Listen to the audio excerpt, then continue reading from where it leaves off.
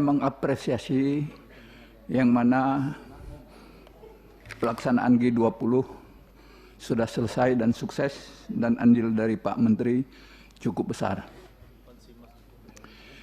Taman Mini sudah dilaksanakan dengan baik dan rehab secara besar-besaran, menelan biaya 1 triliun lebih.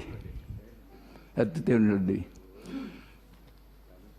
Dan G20 bukannya datang begitu mendadak, namun sebelum-sebelumnya sudah diberitahu Republik Indonesia ya akan menjadi tuan rumah G20.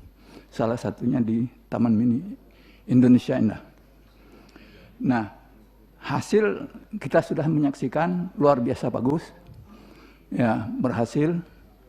Tapi ada, menurut saya, karena ini tidak spesifik dan ini juga tidak dadakan, kok anggaran sebesar ini ditunjuk-tunjuk langsung pelaksanaannya. Jadi sehingga tidak ada sisa tender. Nah, kalau ini ditenderkan, mungkin bisa merehab anjungan-anjungan yang rusak, mengganggu pemandangan yang ada di lokasi tersebut. Karena banyak anjungan-anjungan dari daerah juga tidak tertangani karena tidak ada dana. Jadi harapan kita itu semestinya sudah dimasukkan juga di dalam perencanaan perbaikan menghadapi G20 tadi. Kedua, masalah food estate. Tadi disampaikan bahwa ada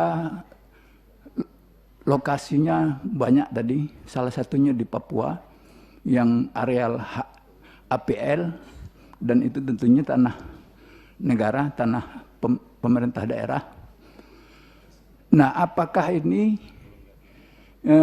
pelaksanaan penanaman kedepannya pihak swasta melibatkan plasma atau diserahkan langsung kepada masyarakat setempat? Karena ya kalau plasma, kita melihat kejadian-kejadian sawit ini banyak sekali kendala-kendala yang dihadapi. Nah, ini untuk diantisipasi.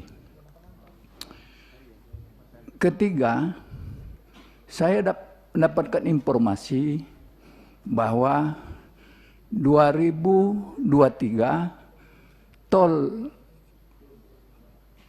Betung Batas Jambi itu menelan biaya 3 triliunan. Menurut informasi yang layak dipercaya, itu memakai dana APBN ke depan. Apakah tidak ada skala prioritas atau cara lain kerjasama KPBU ataupun pihak investor? Karena masih banyak jalan-jalan negara, jalan-jalan nasional yang perlu dilebarkan.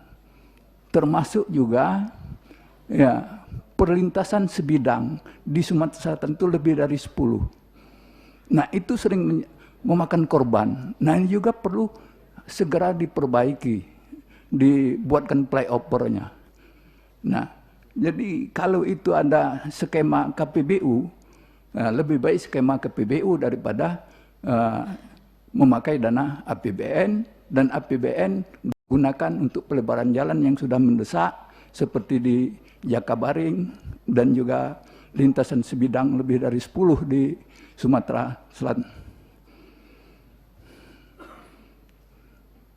Keempat, tol Palembang Kayagung. Nah, tol Palembang Kayagung ini dulu janji Bapak Lebaran tahun 2022 kemarin selesai dan mulus. Dan memang kalau kemarin dari Mesuji Lampung ke Kayagung itu jelek, sekarang sudah baik.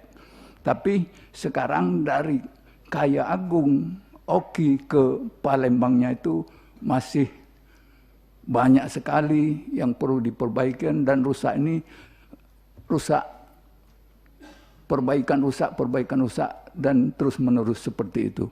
Nah, tolong bagaimana solusinya supaya ini menjadi perhatian, karena sudah 2 tahun ini perbaikan dan sekarang untuk menghadapi tahun baru dan lebaran lagi. Itu Pak Menteri.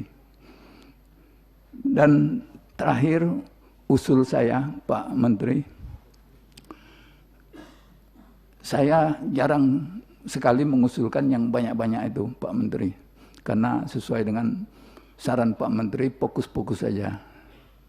Yang mana? Ya.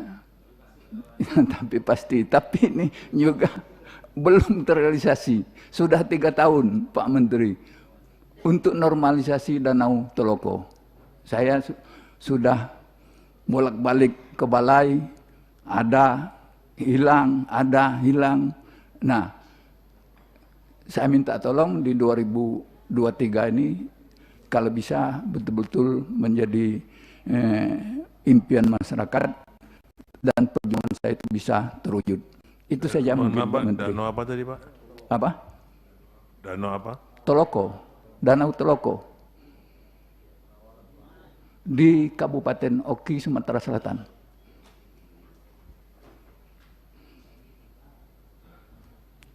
Terima kasih, Pak Menteri. Terima kasih, Pak Ishak.